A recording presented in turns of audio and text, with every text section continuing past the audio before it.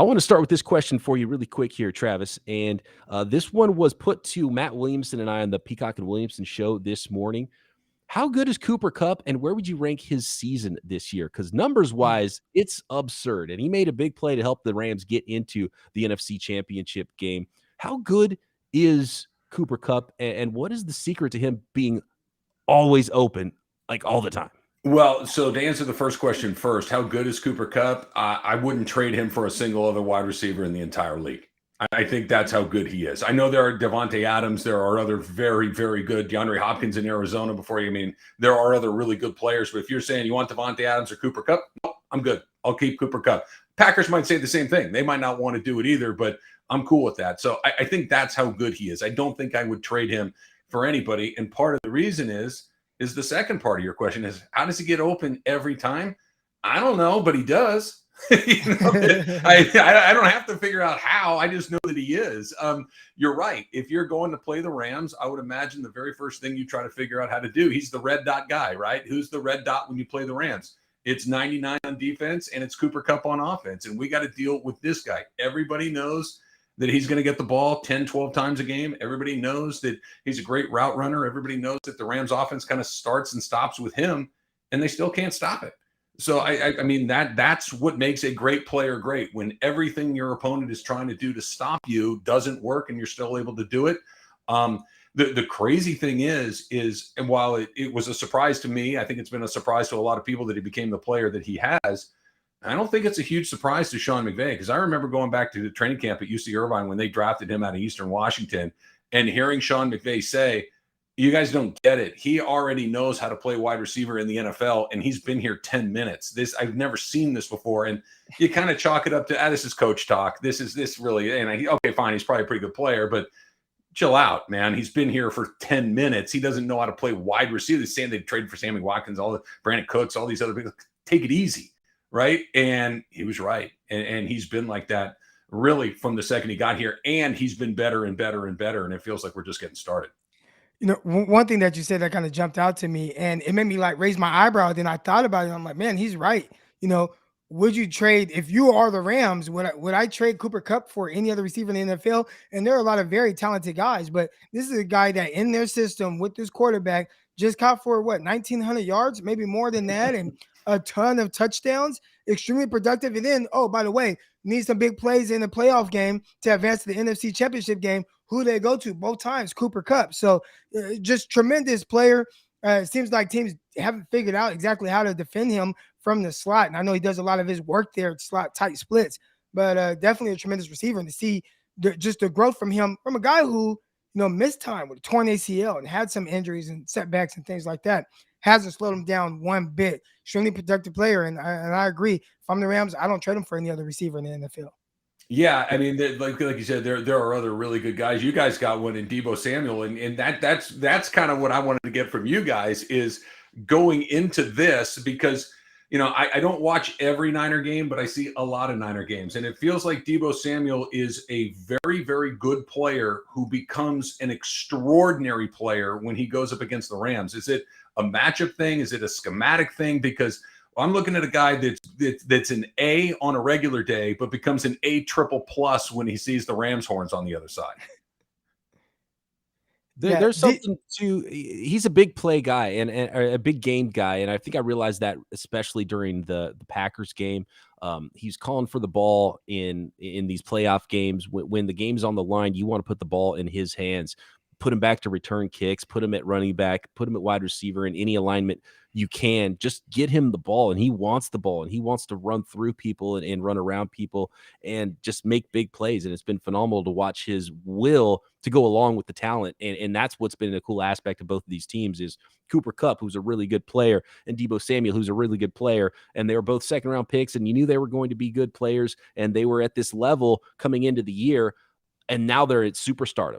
And now they're two of the best weapons in the NFL. So it's been remarkable to watch that growth. And I know Croc has a real soft spot for Deebo Samuel too, right, Croc? Yeah, it was one of my favorite receivers in that class coming out. And I battled in my head between him, A.J. Brown, and DK Metcalf. Who's the wide receiver one in this class? And I ended up going with DK just because, you just can't find guys like that, 6'4", 230 pounds, running 4.3. but Debo was right there behind him. And to see what he's kind of grown into, and I had someone on one of my live streams say that Debo Samuel, elite receiver. And I'm like, man, I don't know if he's an elite receiver, but I know he's an elite football player. Right. And the 49ers use him every which way. He's the best player, been the best player on the offense. And that's saying a lot when you have Kittle, who's extremely good as well. But the 49ers find ways to get him the ball in his hands. And you think it just stop at wide receiver. Like, no, we're going to use him at running back. He's literally the 49ers spell running back. That's how they're using him. Who's the 49ers RB2? Is Debo Samuel. But then, game on the line, what they do? Man, get back there. We need a big play. We're putting Debo Samuel back on kickoff return. He returns it past the 50-yard line. Just an extraordinary football player, elite football player. Yeah, that's the part, Croc, that I look at this game coming up that makes me uncomfortable, the most uncomfortable with the matchup, because you mentioned George Kittle. Like a few years ago, George Kittle gave the Rams a whole bunch of problems, and because he's a great player, and it was a matchup problem for the Rams, to be sure. The last couple of games, he has been not quite that. The Rams have been a little bit better at dealing with him, mostly because Jalen Ramsey has said, yeah, I'll do that. I will deal with him. Jalen Ramsey is one of the few corners that's big enough, that's strong enough, that can match up with a guy like Kittle and kind of hold his own the way that he has. But to go back to Debo for a minute, I don't know. Like the Kittle problem, okay, we have Jalen Ramsey. We can deal with that. We can match up when we feel like that's where the ball may be most likely to go. But the Debo matchup, the Rams just simply have not been able to find it quite yet. You saw it in the second half in Week 18 when they just kind of said, okay, forget it. We're not going to try to get back in this by having Garoppolo throw it all over the place. We'll just keep giving it to Debo over and over and over and over and over and over and over and over and over again. And they just ran it down their throats. And all of a sudden you turn around and it's 27-27. And it was because of him. Yeah, and he threw a touchdown pass. I talked about him, being a receiver, a running back, and it's like, oh, and he can throw. Threw a touchdown pass. I tried to block that out of my memory. I don't appreciate you bringing that back up. I had kind of stricken that from the memory drive. It's so important too, the impact that Debo has, because that play doesn't work unless Debo's the one throwing the ball, because it sucks the entire defense up to him. And Juwan Jennings is standing out there uncovered. If you tried to throw that with Juwan Jennings to Debo Samuel, there'd be 3 defenders on Debo Samuel and probably nobody on Juwan Jennings still. So that's sort of the impact that Debo Samuel brings, and the way that they can be versatile on offense and run 3 wide receivers out there. And so you have to match that with their 11 personnel. You have to match that with your nickel. And all of a sudden, oh, but guess what? Just kidding. It's 21 personnel. We've got 2 running backs on the field now, and we could hand the ball to George Kittle if we want to. So it's just so multiple what the 49ers can do up front. And when you have those positionless type players, and even Juszczyk can go into that category, it's pretty unreal what Kyle Shanahan can do.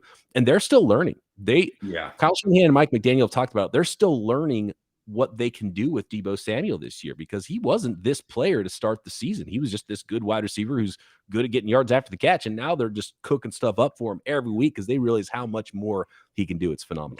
Can I hit you guys with a quick one? Because I wonder if you aren't experiencing a little bit of what Rams fans had experienced the last few years, which is, we got a really good team.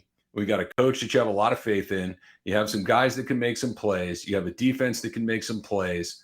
I just don't know which version of my quarterback is going to show up. We went through that with Jared Goff for a couple of seasons. And when he was good, cool, go to the Super Bowl. Let's see what happens. Beat just about anybody at anybody given time. But when the other version, when the bizarro Goff would show up, and obviously the Rams got tired of seeing that, they said, okay, we can't do this anymore. 2 first-round draft picks. Let's bring in Matthew Stafford. Is that where you are with Garoppolo? I want to say this, and Croc, tell me if I'm wrong. For the network, every week we're supposed to do a Keys to Victory short little video for social media and stuff. Crocker recorded it. I have not seen what Crocker said, but it's one key to victory. Croc, in that key to victory, was it a good Jimmy versus a bad Jimmy? Was that key to victory this week? That's exactly what it was. It was, and I'm actually giving him a little leeway now. It used to be, don't turn the ball over, please, Jimmy, no turnovers. Now it's like, all right, you can turn it over once. Please don't turn over twice. So that was actually the key to victory. Only 1 turnover from Jimmy Garoppolo. And Jimmy, I think him and Goff are different, because when Goff was bad, he was just kind of bad, right? And when he was good, he was really good. Jimmy kind of gives you a little bit of both in each game, but he does enough good things to keep you in every game.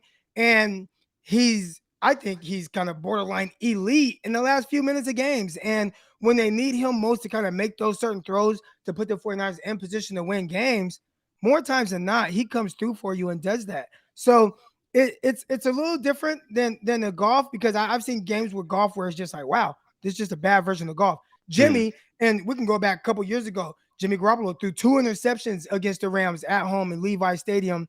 Well, SoFi Stadium is kind of Levi's house, but at home at Levi Stadium, Jimmy Garoppolo threw 2 interceptions, one to Jalen Ramsey and another one where Jalen Ramsey broke the ball up and his teammate picked him off. But at the end of the game, 3rd and 16, no problem. Completion to Kendrick Bourne. 3rd and 16 again, no problem. Deep ball to Emmanuel Sanders. So Jimmy Garoppolo, he'll have his hiccups during games that frustrate an entire fan base. But then he brings it all back in and says, you know what, you guys still love me because I'm going to come through at the end of the game for you.